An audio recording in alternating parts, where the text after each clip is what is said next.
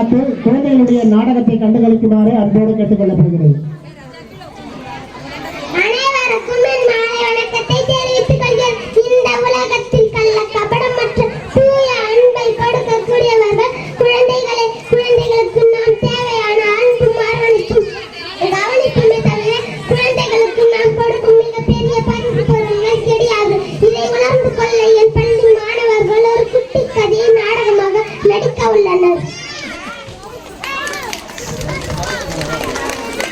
Okay sir கட்டடத்தை பார்த்துக்கலாம். Timing ஒரு தான். அனைவருக்கும் மாலை வணக்கம். இந்த பக்கம் முகத்தில் மாறனே அமருங்கள். சகஸ்ரா அப்படி பண்ணி பேசு. இப்படி பார்த்து இன்றைக்கு உங்களுக்கு நான் ஒரு கட்டுரை போட்டி வைக்க உள்ளேன். கட்டுரை போட்டியின் தலைப்பு கடவுளிடம் கேட்கும் வரமும் அதற்கான காரணங்களும். எழுத ஸ்டார்ட் பண்ணுங்க.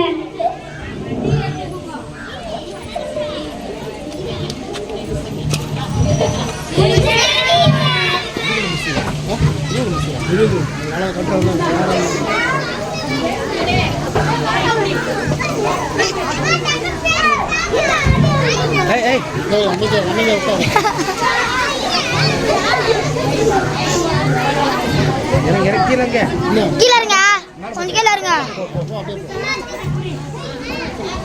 ஓ அரிப்பிரியா கொஞ்சம் பிகவா எல்லாரும் மறைக்குது.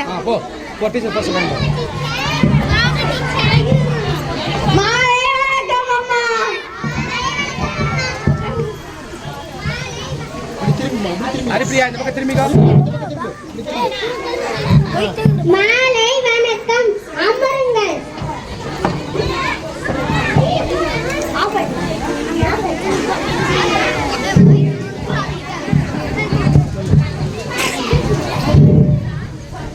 எனக்கு கூப்பிட்டீங்க.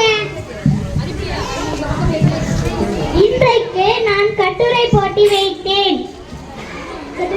கட்டுரை போட்டியின் தலைப்பென்ன? கடவுளிடம் நீங்கள் கேட்கும் வரமும் அதற்கான காரணங்களும். இந்தாங்க டீச்சர், இதை வீட்டுல போய் படிச்சு பாருங்க.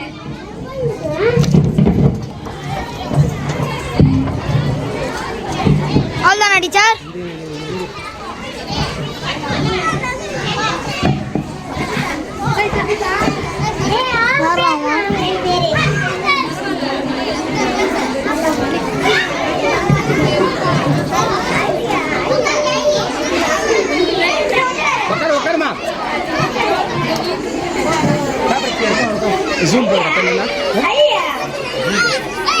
மனதி ஏன் அழுகிறாய்? என் பணிபுரியும் ஆசிரியர் இன்று ஒரு கட்டுரை போட்டி வைத்தார். அதில் ஒரு கட்டுரை படித்ததனால் இந்த அழுகை. நீங்களே படிச்சு பாருங்க.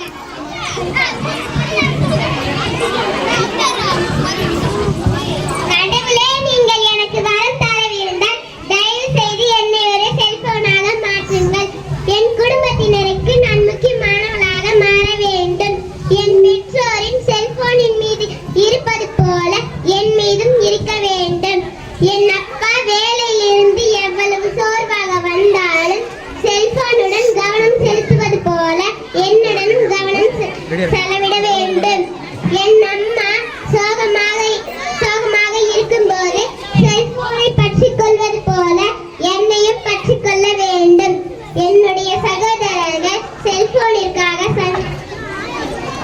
சண்டை போடுவது போல என்னுடனும் நேரம் செலவழிக்க சண்டை போட வேண்டும்.